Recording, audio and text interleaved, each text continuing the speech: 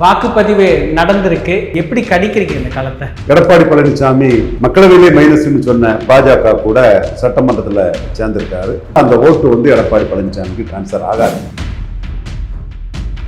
சசிகலா அம்மையார் உள்ள புகுந்து எடப்பாடிக்கு இமேஜையும் அடிச்சு அந்த இடத்த சில இடங்கள்ல பவர்ஃபுல்லான கேண்டிடேட்டால பிரிக்கிறாப்புல.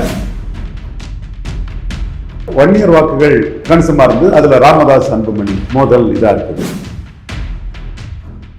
விஜயோட தாக்கமும் எடப்பாடி பழனிசாமி தான் பெரிய அளவுக்கு பாதிக்கும். சீமானுக்கு எஃபர்ட் ஈரோடு கிழக்குல நிற்காதது எடப்பாடி பழனிசாமியை பாதிக்கும்.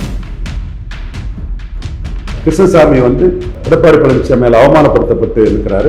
அவர் சட்டமன்றத்தில் 30,000 ஓட்டு தான் எடுத்திருந்தாலும் கூட மக்களவையில் 3 லட்சம் ஓட்டுக்கிட்ட எடுத்தாரு. அவர் கம்யூனிட்டிக்கு போட்டு ஒரு 6 தொகுதிகள் அவருக்கு அவரையும் எடப்பாடி பழனிசாமி உதாசீனப்படுத்திட்டாரு. தேமுதிக உதாசீனப்படுத்தினதுல தெலுங்கு தாய்மொழி மக்கள்லாம் எடப்பாடி பழனிசாமிக்கு எதிரான ஒரு மனநிலையில் இருக்கிறாரு. எடப்பாடி பழனிசாமியால 30 விழுக்காடு வாக்குக்கு மேல வாங்க முடியாதுங்கிறது என்னோட கணக்கு. மிகப்பெரிய ஒரு பின்னடைவை எடப்பாடி பழனிசாமி சந்திப்பாரு. ஸ்டாலின் தான் டீலிமிட்டேஷன்ல மோடியை தோற்கடிச்சுட்டாருன்னு சொல்லும்போது ஸ்டாலின் தான் இதுல உறுதியா இருக்கிறாரு. 4வது முறை அவர் தான் ஜெயிப்பார். திமுக மிகப்பெரிய ஸ்வீப் அடிக்கும்.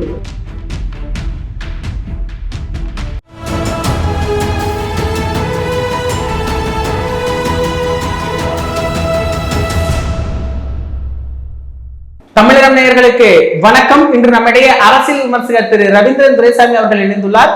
சார் வணக்கம். சார் வணக்கம் தம்பி. வாக்குப்பதிவு நடந்திருக்கு.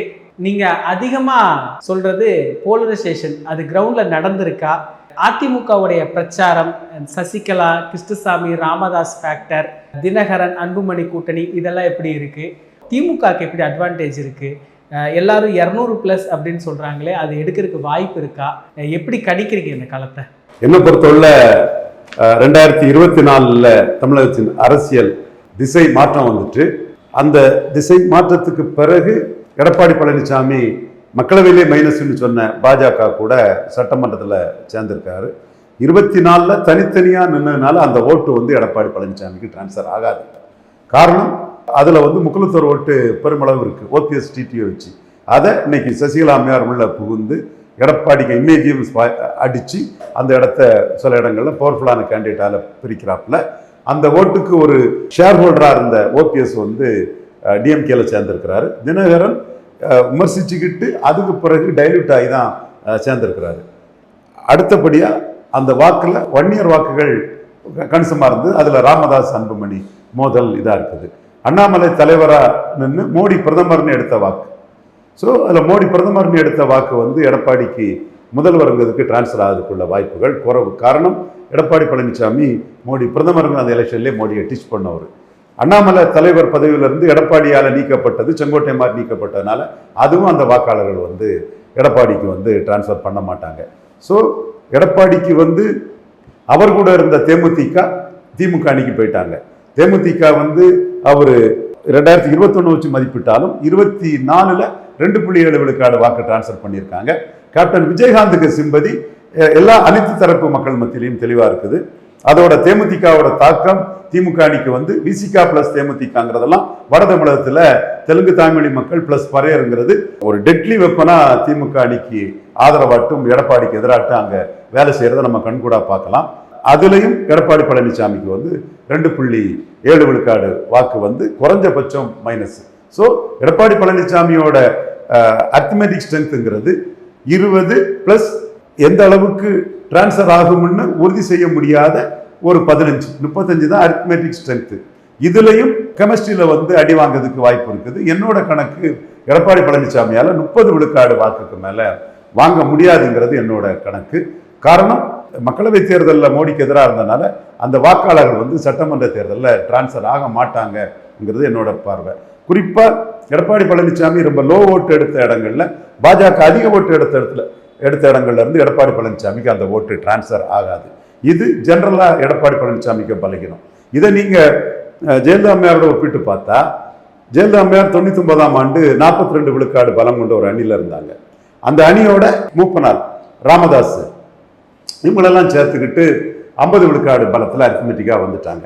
அதே மாதிரி 2009 37 விழுக்காடு பலம் கொண்ட ஒரு அணியோட 13 எம்பி சீட்டு ஜெயித்திருந்தாங்க.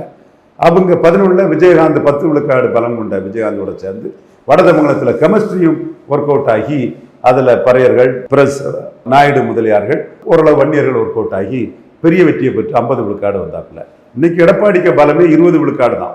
20 விழுக்காடுக்கு உள்ள அவர் ஓபிஎஸ் இல்லாத ராமதாஸ் இல்லாத 18 விழுக்காடோட அவர் கூட்டணி சேர்றார். அதில் அண்ணாமலை தலைவர் பதவி இல்லாததும் அதில் ஒரு மைனஸ் இருக்கும்போது அவருக்கு அரித்மெட்டிக் ஸ்ட்ரென்த்துங்கிறது வந்து 35 தான் வரும்.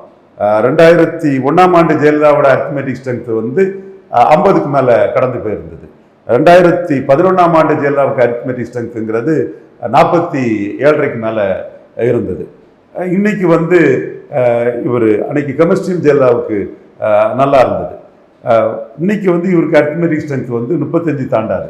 அது 35க்குள்ள கெமிஸ்ட்ரியும் இல்லை. ஸோ எடப்பாடி பழனிசாமியால் 30 விழுக்காடு வாக்கு தாண்ட முடியாதுங்கிறதான் என்னோட பார்வை. 2021 வச்சு பலரும் அதை பேசிட்டு இருக்கக்கூடிய தன்மையை நான் பார்க்குறேன். 24 அந்த தன்மை மாறிட்டு எடப்பாடி பழனிசாமிக்கு முக்குலத்தோர்கள் வந்து முழுமையாக எதிராக தான் இருப்பாங்க. அதுலேயும் சசிகலா அம்மையார் வந்து அதையும் தாண்டி இவர் வந்து ஒரு நம்பகத்தன்மையற்றவர், அபகரிக்கும் குணம் கொண்டவர்னு அவர் மேல பற்றுதல் கொண்ட பிற சமூகங்கள் மத்தியிலையும் வந்து அதை ஜெயலலிதாவுக்கு உயிர் தோழி அந்த ஸ்டேச்சர் அந்த அம்மையாருக்கு இருக்குது. அதை நம்ம மறுக்க முடியாது. எதிராக தான் இருந்தோம், எதிராக தான் செயல்பட்டோம். இன்னைக்கு அதை நம்ம பெருமையாக தான் கருதுறோம். ஓப்பனாக சொல்லி தான் நடராஜன் ஐயா பண்ணின அந்த டெமாகக்கா பண்ணின ஒரு ஜாதிக்கு எதிராக இன்னொரு ஜாதியை திருப்பி எதிர்த்து அரசியலுக்கு எதிராக தான் நம்ம பண்ணணும். நாம் அதில் வீழ்த்தணுங்கிறது நம்ம அது பெருமையாக தான் பண்ணணும். அது நமது சமுதாய கடமை. அதில் நம்ம இன்னைக்கு நம்ம அதை பெருமையாட்டும் தான் அதை கிளைம் பண்ணுறோம். உண்மை நடந்த விஷயம் சொல்லி தான் நம்ம அதை அடித்தோம். பட் அந்த அம்மாவோட ஸ்டேச்சர் வந்து பெருசுங்கும் போது அவங்களுக்குள்ள சிம்பதி வளையம் வந்து இன்னைக்கு எடப்பாடி பழனிசாமிக்கு எதிராக அதுவும் எல்லா ஜாதி இடையினர் மத்தியிலையும் வந்து அது ஒர்க் பண்ணுது.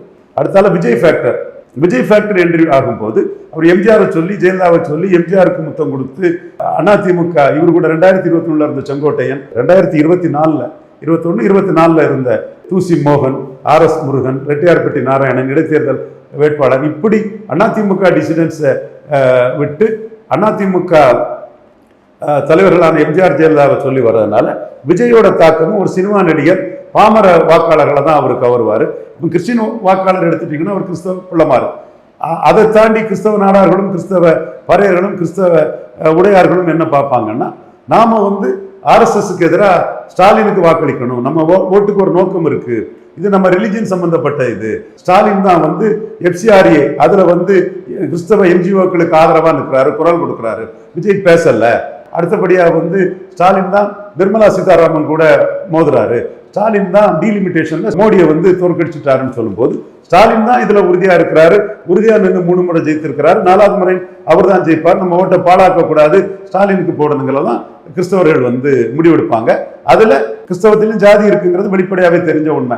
சீமான் தான் கிறிஸ்தவ பறையர் தேவேந்திர குல வேளாளர் அருந்ததியர்களுக்காக வந்து சர்ச்சில் அநீதி நடக்குது, கல்வி நிறுவனங்கள்ல அநீதி நடக்குது, கல்ற தோட்டத்தில் அநீதி நடக்குன்னு பேசுறாரு. அவர் எதையும் பேசுவதும் கிடையாது. ஸோ RSS எதிர்ப்புல போகக்கூடிய கிறிஸ்டின் ஓட்டை வந்து விஜயால ஒன்றும் பெருசா பிரிச்சிட முடியாது. விஜய்க்கு எந்த ஓட்டு வரும்னா எம்ஜிஆர் ஜெயலலிதாவை சொல்லி பாமர ஜனங்கள் ரெட்டலை ஓட்டுகள் வரும். அதுல ரெட்டலை தான் பாதிக்கப்படும். இதுல நீங்க விஜயகாந்த் வரும்போது ரெட்டலை தான் பாதிக்கப்பட்டது. கருப்பு எம்ஜிஆர்னு வந்தாரு. அது இன்னும் சொல்ல போனா ஆன்டி எஸ்டாப்ளிஷ்மெண்ட் ஓட்டு அன்னைக்கு ஆட்சியில் இருந்த திமுகவுக்கு எதிரான ஆன்டி எஸ்டாப்ளிஷ்மெண்ட் ஓட்டு ஜெயலலிதாவுக்கு போகாம விஜயகாந்துக்கு தான் அது போச்சுது. அதே போல அவரும் அதிமுகவின் வெற்றியை தான் தடுத்தாரு. அதே போல கமல்ஹாசன் வரும்போதும் எம்ஜிஆர் ஆட்சின்னு அவரும் வந்து ரெட்டலை தான் பாதிப்படை செய்தார். இப்போ இவரும் எம்ஜிஆர் ஜெயலலிதாவை முன்னிலைப்படுத்தி செங்கோட்டையன் இவங்களெல்லாம் வச்சு எடப்பாடி பழனிசாமியை தான் பெரிய அளவுக்கு பாதிப்பு உள்ளாக்குவார்.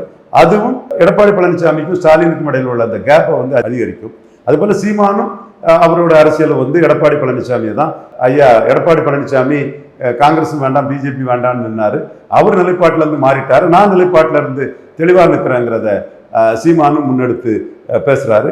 விக்கிரவாண்டி ஈரோடு கிழக்குல சீமான் நின்னதும் எடப்பாடி பழனிசாமி நிற்காததும் எடப்பாடி பழனிசாமிக்கு மைனஸ். இன்னும் சொல்ல போனா விக்கிரவாண்டி போலரைசேஷன் பேட்டர்ன் தான் வட தமிழகத்துல வரும். விக்கிரவாண்டி போலரைசேஷன் பேட்டர்ல ஒரு 50 பூத்துகளில் வன்னியர்கள் வந்து ஆளுங்கட்சி அதிகாரத்தை மீறி லீட் காட்டினாங்க.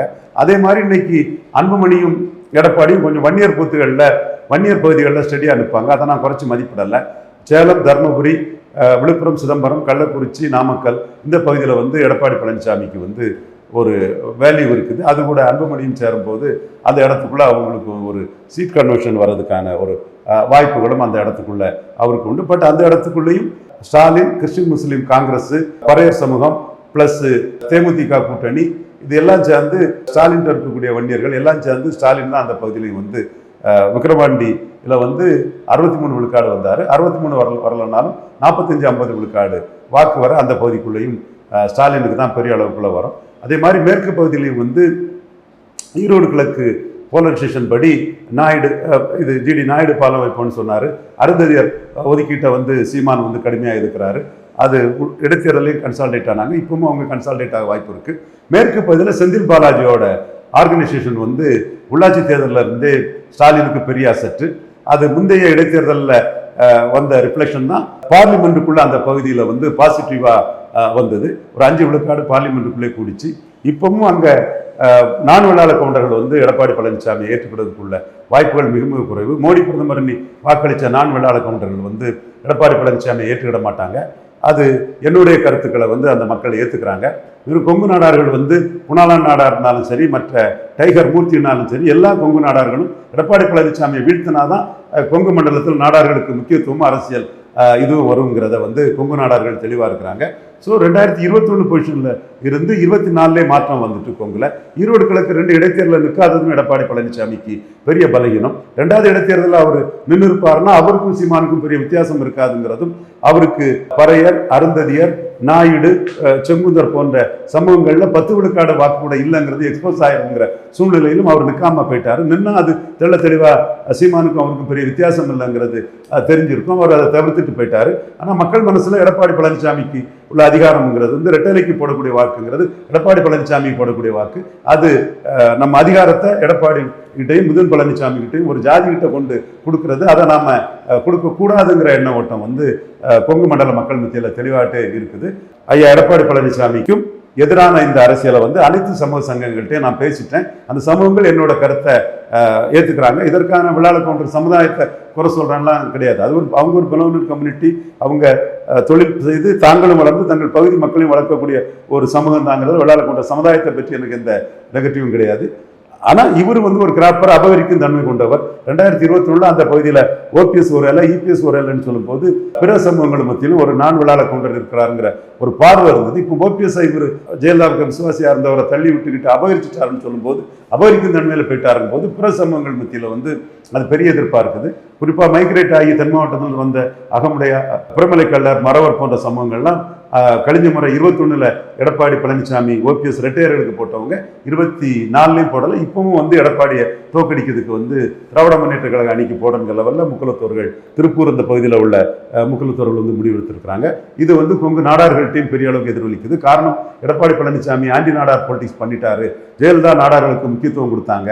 ஜெயலலிதா நாடார்களை சேர சோழ பாண்டியர் தென்னிந்தியாவை ஆண்ட அரசு மரபுன்னு சொன்னாங்க. இவர் வந்து ஆணவத்திலும் இதில் வந்து பன்னீர்செல்வம் சொன்னதை கூட இவரால் சொல்லதுக்கு மனசு இல்லாத ஒரு ஆணவ அரசியல்வாதியாக இருக்கிறாங்கிறத கொங்கு நாடார்கள் உணர்றாங்க, தென் மாவட்ட நாடார்களும் உணர்றாங்க. ஸோ கொங்கு மண்டலத்தில் எடப்பாடி பழனிசாமிக்கு ஜாதி அரசியல் வந்து இந்த முறை வந்து மிகப்பெரிய ஒரு பின்னடைவை சந்திக்க போகுது. அண்ணாமலை பேரளவில் பிரச்சாரம் பண்ணாலும் அதுக்கு ஒன்றும் பெரிய எஃபெக்ட் பெருசாக இருக்குன்னு நான் கருதலை. ஸோ விஜயோட தாக்கமும் வந்து செங்கோட்டையன் அவர் கூட சேர்ந்துருக்கிறாரு, சத்யபாமா சேர்ந்திருக்கிறார், லோகேஷ் சேர்ந்திருக்கிறாங்க.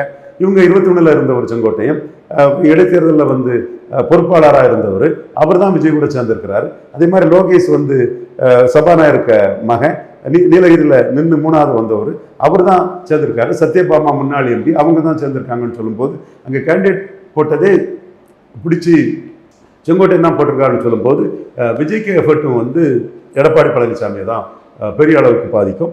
அதே தன்மைக்குள்ள சீமானுக்கு எஃபர்ட்டும் வந்து ஈரோடு கிழக்கில் நிற்காதது வந்து எடப்பாடி பழனிசாமியை பாதிக்கும். ஈரோடு கிழக்கு இடைத்தேர்தலோட தாக்கம் வந்து ஜெனரல் எலெக்ஷன்லையும் இருக்கும். ஸோ இந்த அரசியல் சூழ்நிலையில் டிஎம்கேக்கு வந்து சீட் கன்வர்ஷன் வந்து 2021 மிக அதிக அளவில் வரும். அதற்கு வந்து முக்கிய பங்காற்றக்கூடியது விஜய்க்கு எம்ஜிஆர், இதுவும் எம்ஜிஆர் முன்னிறுத்தி விஜய் வர்றது ஒரு முக்கிய அளவுக்கு அது ஒரு பங்காற்றுது. எடப்பாடி பழனிசாமிக்கு வந்து கொங்கு வேளாளர்கள் மத்தியிலையும் வன்னியர்கள் மத்தியிலும் ஒரு ஆதரவலையும் இருக்குங்கிறத நான் மறுக்க வரல. பட் அதுவே வந்து 2021 கூடுதலாக இருந்த பிற சமூகங்கள் ஆதரவு வந்து இந்த இடத்துக்குள்ள 24க்கு பிறகு குறைஞ்சிருக்குங்கிறது நமக்கு கண்கூடா தெரியுது. ஸோ அந்த இடத்துக்குள்ள ஒரு நான் வன்னியர் போலரைசேஷன், ஒரு நான் வெள்ளாள கவுண்டர் போலரைசேஷன் எடப்பாடி பழனிசாமிக்கு இந்த மண்டலத்தில் உள்ள சீட் கன்வெர்ட்டிங் கெப்பாசிட்டியை வந்து கேள்விக்குறியாக்கிறதுங்கிறது தான் என்னோட பார்வை.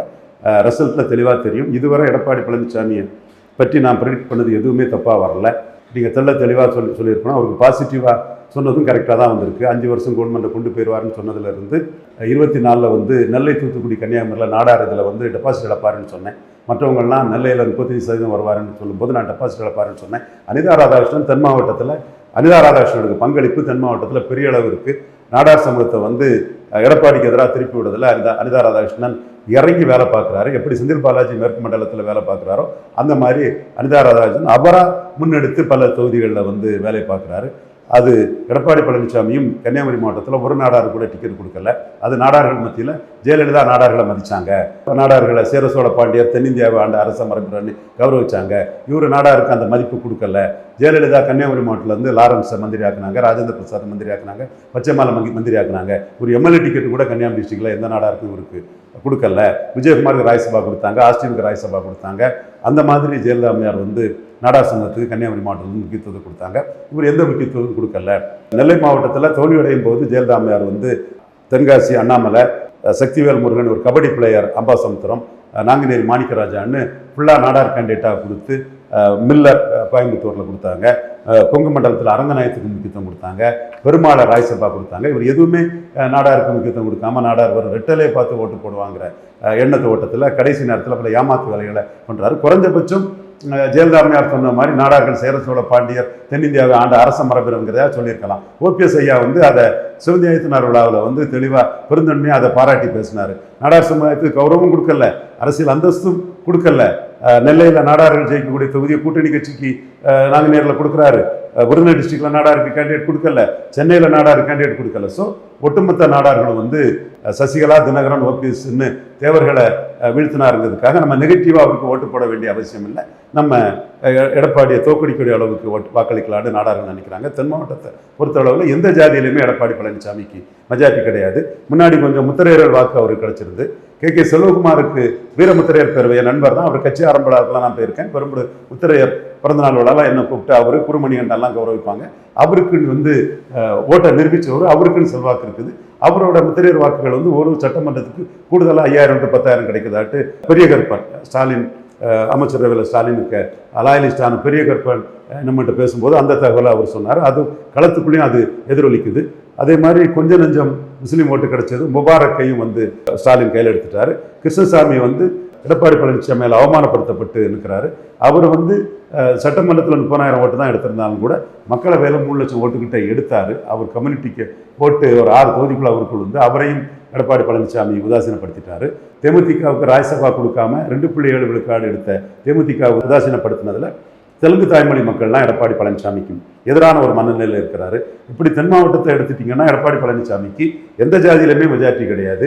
எல்லா ஜாதியிலுமே ரொம்ப லோவாக இருக்கார். முக்குலத்தோர் எதிராக இருக்காங்க.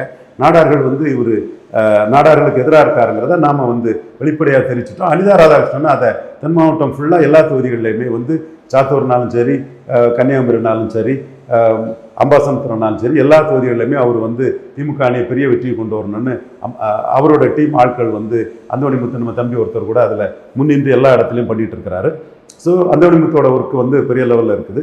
ஸோ அந்த இதை பண்ணும்போது நாடார்கள் மத்தியிலையும் வந்து அவருக்கு மெஜாரிட்டி இல்லை. கிறிஸ்தவ முஸ்லீம்கள் மத்தியில் அவருக்கு மெஜாரிட்டி இருக்காதுங்கிறதும் பார்லிமெண்ட்டில் பாஜக வேண்டானவர் அசம்பிளியில் சேரும்போதே கிறிஸ்தவ முஸ்லீம் மத்தியில் மெஜாரிட்டி இருக்காதுங்கிறதும் தெரியும். மீதி யாதவர் சமுதாயத்தை பொறுத்தளவில் 2 பவர்ஃபுல் யாதவரம் அமைச்சராக கொடுத்துருக்கிறது வந்து யாதவர் சமுதாயமும் உதயசூரியன் பக்கம் தான் இருக்கிறாங்க. பட் அந்த கம்யூனிட்டியை பொறுத்தவரை நம்ம உண்மையை சொல்லுங்கிற அடிப்படையில் நிறைய யாதவர்களுக்கு கேண்டிடேட் கொடுத்துருக்காங்கிற ஒரு பாயிண்டை வச்சு அதிமுக ஒரு பிரச்சாரத்தை கொண்டு போகிறாங்க.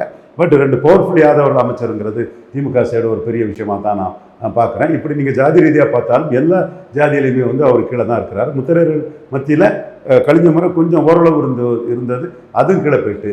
இந்து நாடார்களை பொறுத்தளவில் பொன் ராதாகிருஷ்ணனுக்கு ராஜ்யசபா கொடுத்து மத்திய அமைச்சரவை கொடுக்கலங்கிற ஒரு அதிருப்தி இந்த நாடார்கள் மத்தியில் தெளிவாகவே இருக்குது. பொன் ராதாகிருஷ்ணன் புறக்கணிக்கப்படுறது வந்து பாஜகவுக்குள்ளேயே இந்த நாடார்கள் மத்தியில் ஒரு அதிருப்தி இருக்குன்னு சொல்லும்போது தென் மாவட்டத்தில் வந்து அவர் ரொம்ப மோசமாக தோப்பார். ஒரு சில தொகுதிகளில் உள்ள அவரோட நல்ல கேண்டிடேட் கூட எடப்பாடி தலைமை உள்ள மைனஸால் அது தோற்பாங்கங்கிறது தான் இன்னைக்குள்ள நிலைமுறை. இதுதான் என்னோட பார்வை. 2024 இதை நான் சரியாக ப்ரெடிக்ட் பண்ணேன். இப்பவும் ஜாதி அடிப்படையில் தென் மாவட்டங்களில் எந்த ஜாதியிலுமே அவருக்கு போதுமான ஆதரவு இல்லை, வெற்றி பெறுவதற்கு போதுமான ஆதரவு இல்லைங்கிறதும், குறிப்பாக நாடார்கள் தேவர்களுக்கு எதிராக சப்போர்ட் பண்ணுவாங்கங்கிற சூழ்நிலை அனிதா ராதாகிருஷ்ணன் களத்துக்குள்ளே இறங்கி என் போன்றவர்கள் எங்கள் டீமை வச்சு களத்துக்குள்ளே இறங்கி அதை முறியடிக்கக்கூடிய வேலையை நாங்கள் சரியாக பார்த்துட்டு இருக்கிறோம். மேற்கு மண்டலத்தில் நான் வெள்ளாள கவுண்டரில் அவருக்கு எதிரான ஒரு தன்மையில் இருக்கிறாப்புல.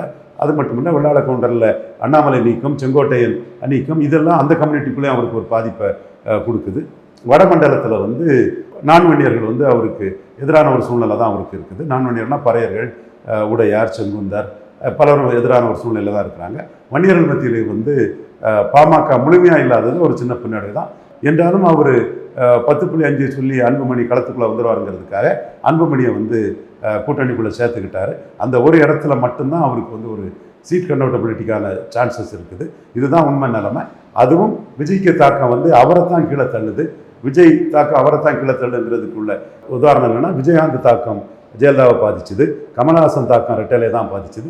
எந்த ஒரு புது சக்தி வந்தாலும் தோத்து கிடக்கக்கூடிய சக்தியை தான் பாதிக்கும். அது மட்டும் இல்லை, விஜயும் எம்ஜிஆர் ஜெயலலிதா ரெட்டலைன்னு சினிமா நடிகர். அப்போ அந்த பாமர மக்கள் ரெட்டலைக்கு ஓட்டு போட்ட அந்த ஓட்டை தான் பாதிக்கும். இன்னொரு வகையில் லீடர் இல்லாத 18 விழுக்காடு என்டிஏ ஓட்டும் எடப்பாடிக்கு டிரான்ஸ்ஃபர் ஆகுதுல, விஜயாலும் பாதிக்கப்படும், சீமானாலும் பாதிக்கப்படும். ஸோ இந்த சூழ்நிலையில் மிகப்பெரிய ஒரு பின்னடைவை எடப்பாடி பழனிசாமி சந்திப்பார். 30 விழுக்காடு வாக்குக்கு மேலே அவரால் தாண்ட முடியாது. ஸ்டாலினுக்கும் அவருக்கும் உள்ள வித்தியாசம் இரட்டை இலக்க சதவீதத்தில் பெரிய அளவில் இருக்குங்கிறது தான் உண்மை. பொறுத்திருந்து பாருங்கள். 2024 நம்ம ப்ரெடிக்ட் பண்ணது நடந்த மாதிரி எடப்பாடி பழனிசாமி விஷயத்தில் 26 முழுமையாக நடக்கும். இது ஐயர் நாடார் என்ன செய்த முடியும்னு சொன்ன தம்பி புதுன் பழனிசாமிக்கு எதிராக நாம் பேச்சுக்கு எதிராக, எடப்பாடி பழனிசாமிக்கு எதிராக நாமும் களத்தில் டிக்ளேர் பண்ணி பல சமூகங்களை உங்கள் ஜாதிக்கு எடப்பாடி பழனிசாமியால் லாபம் இல்லை, அது 2 ஜாதி கட்சியாக போயிட்டு, சமூக நீதி சூறையாடக்கூடிய கட்சியாக போயிட்டு, சிபி சண்முகத்தோட ஆணவத்துக்கு ஒரு இடமாட்ட அந்த கட்சி போச்சு. ஜெயலலிதா அம்மையார் உயிரோடு இருந்தால் கைகட்டி வாய் வைத்தி நின்ன நாடார்கள் சேர சோழ பாண்டியர் தென்னிந்தியாவை ஆண்ட அரச மரபினாலும் ஆமான்னு சொன்ன எடப்பாடி பழனிசாமி, சிபி சண்முகம் போனாலும் இன்னைக்கு பெரிய ஆட்கள் மாதிரி ஆயிரக்கணக்கான கோடிகளை வச்சு ஆணவமான ஒரு அரசியலை பண்ணுறாங்கிறத எல்லா சமூகங்கள் மத்தியிலும் நாம் தெளிவாக சொல்லிட்டோம். அதோட தாக்கமும் எடப்பாடி பழனிசாமிக்கு பெரிய அளவில் பாதிப்பாக இருக்கும். உறுதியாக சொல்கிறோம், அவர் 30 விழுக்காடு வாக்கை தாண்டக்கூட முடியாது. அவருக்கும் ஸ்டாலினுக்குள்ள வித்தியாசம் இரட்டை இலக்க வாக்கு வித்தியாசத்தில் இருக்கும். இது விஜய்க்கு இன்றியும் அதிமுக பாமர மக்கள் வாக்கை தான் அவர் பாதிப்பாங்கிறதும், திமுக மிகப்பெரிய ஸ்வீப் அடிக்கும். திமுகவுக்கு உள்ள கன்சால்டேட் ஆகக்கூடிய தெலுங்கு தாய்மொழி மக்கள் வாக்கு கன்சால்டேட் ஆகத்தான் செய்யும், கிறிஸ்தவ முஸ்லீம் வாக்கு கன்சால்டேட் ஆகத்தான் செய்யும், பறையர் ஓட்டு கன்சால்டேட் ஆகத்தான் செய்யும். நாடார்களும் எடப்பாடியால் எந்த பயனும் இல்லை.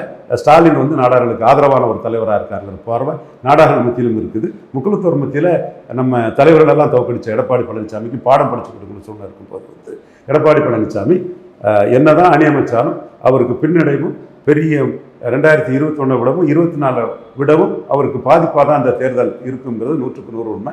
தேர்தல் முடிவு வரும்போது நான் சொன்னது கரெக்டுங்கிறது எல்லோருக்கும் தெரிய வரும். நிகழ்கால அரசியல் குறித்து பல தகவல்களை பகிர்ந்து கொண்டதுக்கு நன்றிங்க சார். நன்றி. இதே போன்று நிகழ்கால அரசியலின் சாரம்சங்களை அரசியல் ஆளுமைகளின் நேர்காணல் வழியே தொடர்ந்து காண தமிழ் நிறம் வலையொலியை சப்ஸ்கிரைப் செய்யுங்கள். தங்களின் மேலான கருத்துக்களை கருத்துளை பெட்டியில் பதிவிடுங்கள். நன்றி, வணக்கம்.